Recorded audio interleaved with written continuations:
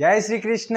राधे राधे बच्चों, स्वागत है आप सभी का हमारे एजुकेशनल प्लेटफॉर्म तमो एकेडमी पर। हम पढ़ रहे हैं सुजस ई बुलेटिन का एनालिसिस 22 मई 2026 का।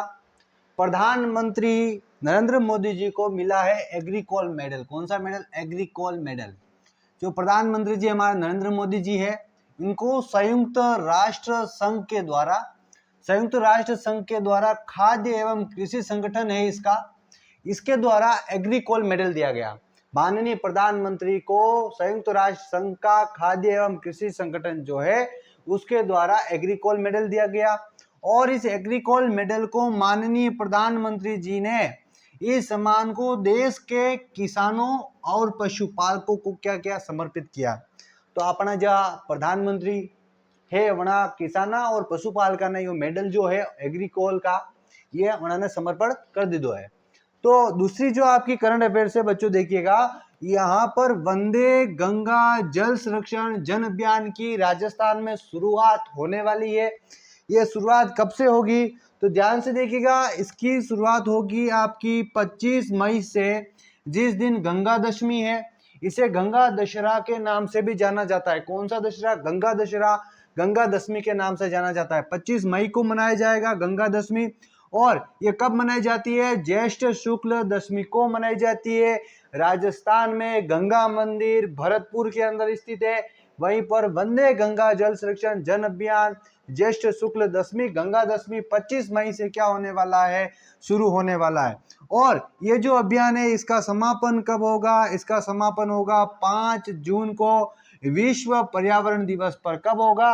विश्व पर्यावरण दिवस पर 5 जून को इसका समापन होगा। और इसकी जो शुरुआत है, इसकी शुरुआत कैसे होगी? नदी है, बांध है, तालाब और अन्य जितने भी जल स्रोत हैं उनका पूजन किया जाएगा। और उनके पूजन के साथ में इसकी क्या होगी? शुरुआत होगी। इसके तहत बच्चों कौन कौन से कार्यक्रम होने वाले तो वो सुनिएगा।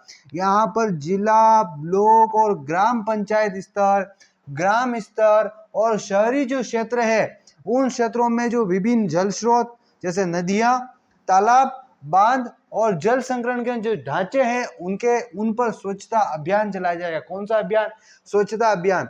वहीं पर उनको साफ करने के लिए श्रमदान का आयोजन किया जाएगा और दीप प्रज्वलन कर यहाँ पर विभिन्न कार्यक्रमों का आयोजन किया जाएगा। तो बच्चों आप इसका स्क्रीनशॉट लीजिए। और ये जो वंदे गंगा जल संरक्षण जन अभियान है इसके बारे में और डिटेल्स है वो मैं आपको अभी शेयर करता हूं। अभी आप इसका स्क्रीनशॉट लीजिए।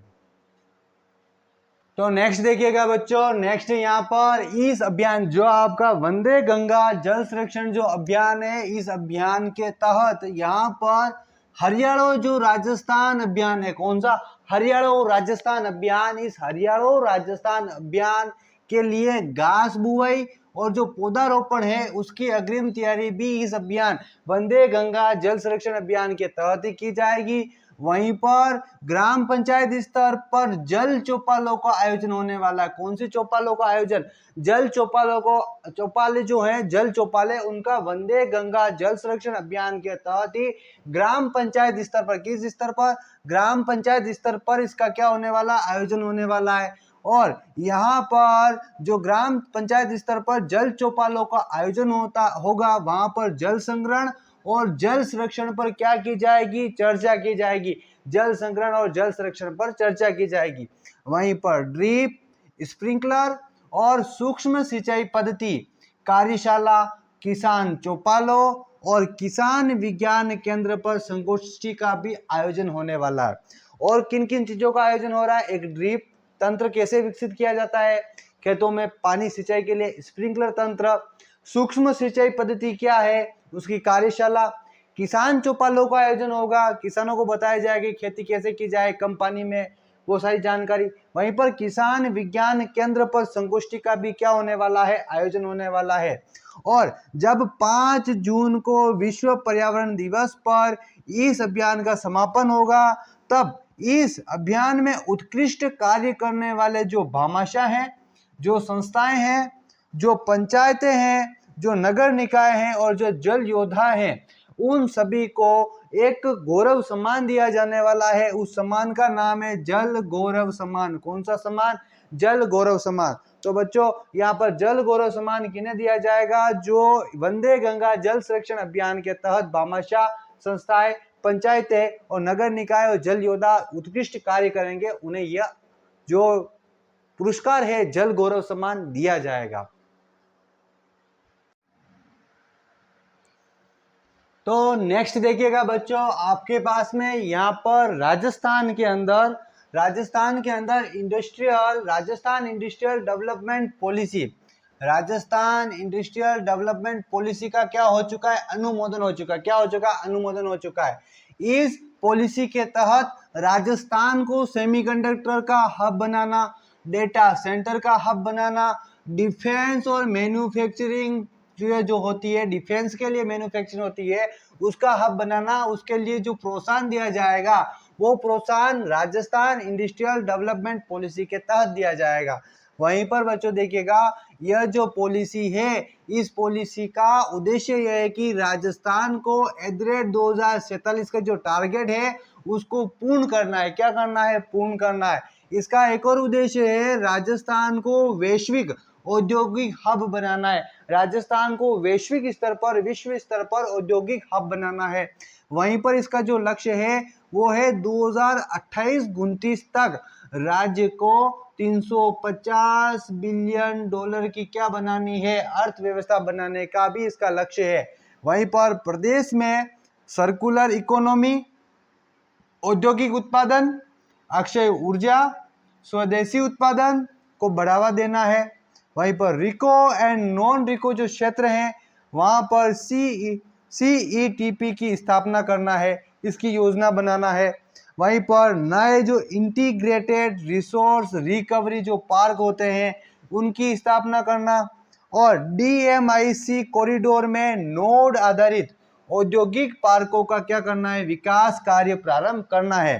तो आप इसका स्क्रीनशॉट लीजिए।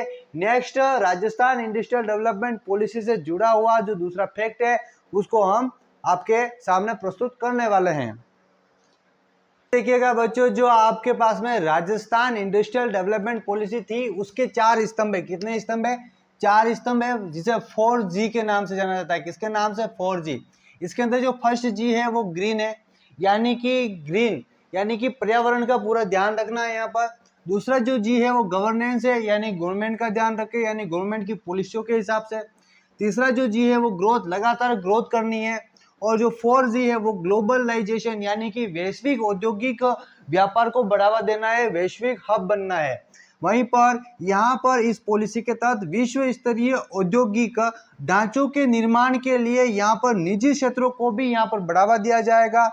MSME, सूक्ष्म लघु एवं मध्यम जो उद्योग है उनको ODOP, one district one product, और जो एक्सपोर्ट का कार्य है उन सभी को क्या मिलने वाला है? प्रोत्साहन मिलने वाला है। वहीं पर यह नीति research and development technology transfer पर आधारित है। कौन सी? Research and development technology transfer पर आधारित है, जिससे देश में निवेश और स्वदेशी उत्पादन क्या होगा? बढ़ेगा। यहाँ पर निम्न को बढ़ावा मिलने वाला है: जेम्स एंड ज्वेलरी को, सर्कुलर इकोनॉमी को, सेमीकंडक्टर को, डेटा सेंटर को, GCC को, defence and manufacturing, handicraft, agro processing, logistic, dairy, textile और टूरिज्म, इन सभी को यहाँ पर क्या मिलने वाला है? बढ़ावा मिलने वाला है। नेक्स्ट, आप इसका स्क्रीनशॉट ले लीजिए। फिर एक और लास्ट जो आज का करंट अफेयर्स है उसको हम पढ़ने वाले हैं। नेक्स्ट देखिएगा बच्चों, आपके पास में जो करंट अफेयर्स है अंतिम, मुख्यमंत्री विकसित ग्राम शहरी वार्ड अभियान। मुख्यमंत्री का जो विकसित ग्राम शहरी वार्ड अभियान है, इसकी जो शुरुआत हुई थी, इसकी शुरुआत 19 मार्च 2026 को राजस्थान दिवस से हुई थी। राजस्थान दिवस चैत्र शुक्ल प्रतिपदा को मनाया गया। कब? चैत्र शुक्ल प्रतिपदा, यानी कि एकम को मनाया गया था। इस दिन इस अभियान की शुरुआत हुई और यह अभियान 15 मई 2026 तक चला। इसके तहत क्या हुआ कि 457 जो पंचायत समितियां थी उनकी 14,403 ग्राम पंचायतों और 309 नगर निकायों के 10,245 वार्ड के लोगों से उनकी जरूरतें और आकांक्षाएं उनसे पूछी गई, और इन सारी जरूरतों और आकांक्षाओं के आधार पर एक मास्टर प्लान बनाया गया, उसका ड्राफ्ट बनाया गया बेसलाइन के आधार पर।